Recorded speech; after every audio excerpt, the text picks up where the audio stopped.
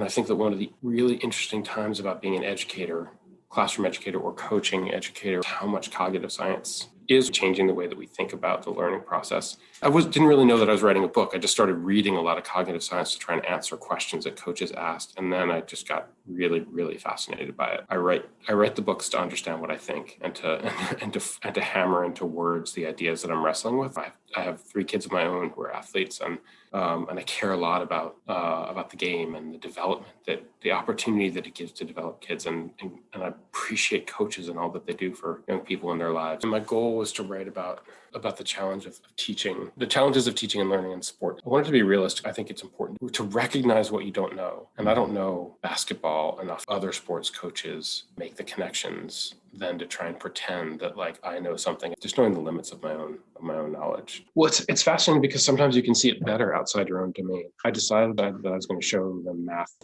footage of math classrooms, and I was worried that coaches would not be able to extrapolate. But ironically, this is sort of where the book begins. Like they instantly saw their own work in a K-12 key teachers classrooms, and in some ways, I think we're able to see them more. The first chapter is about the power of perception and the importance of perception in decision making, and that I came to understand in writing the book, and that the theme of this chapter are: 1, decision making is not a transferable skill.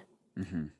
People believe that there is something called higher order thinking. I can teach people, and if they can do it, they will be able to apply it in any setting. The cognitive science is overwhelmingly clear that problem solving and higher order thinking and even creativity are domain specific, which is they're based on your background knowledge. And so one of the first things I have to think about, so what you know determines or influences deeply what you see. You are watching Man United, Man City with your son. You're watching a different game and you're perceiving different things. What you learn from what you see is knowledge dependent. And so the more we can infuse athletes with background knowledge, the more that they will learn from the perceptive environment. The second thing is understanding the role of working memory and its limitations. One of the challenging things about a sports setting is that you oftentimes have to make decisions that happen faster than working memory can function. Pitch baseball.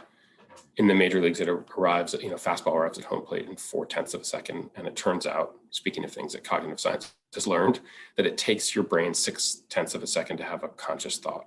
Mm-hmm. So how do they do it? For years, fascinatingly, people thought like the key to hitting is bat speed. Mm-hmm. And they would do like reflex and bat speed or reaction time. And it turns out that they tested Albert Pujols at the point where he was like the best hitter in the major leagues, and his reaction time was average for the adult male population. It turns out that it's perception. While the pitcher is getting ready to deliver the pitch, he is reading angle of arm motion, hip rotation, wrist and shoulder angle. And that tells him what the pitch is going to be.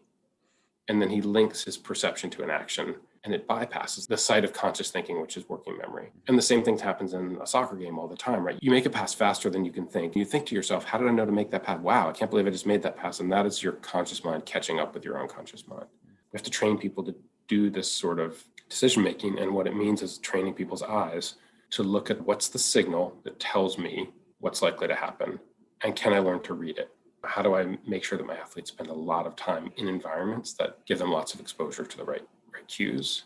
And can I socialize them to learn to look for things that are important cues? One of the things I suggest is that rather than asking what should you do, asking what should you look for, what should you see, what do you see, is that may actually be more productive for athletes. They have no idea that they do this. 90% of what we do visually is unconscious to us. What made Albert Pujols great? Who taught him to look that way at the pitcher? Mm-hmm. He doesn't even know he's doing it. And so there's this sort of blind spot of opportunity for us to begin training athletes' eyes so that they can learn to read faster and better on the field.